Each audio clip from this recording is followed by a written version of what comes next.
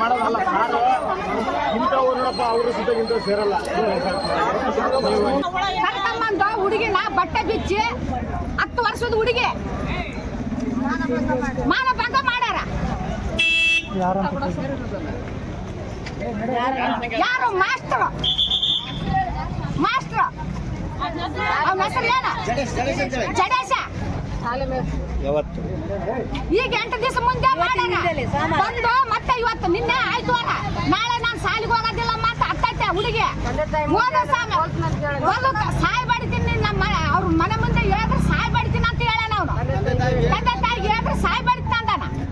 ಅಂದ್ರೆ ಈಗ 8 ದಿನದಿಂದನೇ ಹುಡುಗಿ ಮುಚ್ಚಿಕೊಂಡು ಐತೆ. ಇವತ್ತು ಸಾಲಿಗೆ ಬರ್ಬೇಕು, ಇವತ್ತು ಹತ್ಕೊಂಡ್ ಕೂತೈತೆ. ನಿನ್ನೆ ನಾ ಕೊಲೆ ಮಾಡ್ತೀನಿ ಮನೆಗೆ ಹೇಳಿದ್ರೆ ಅಂತ ಹೇಳ ಸರ್.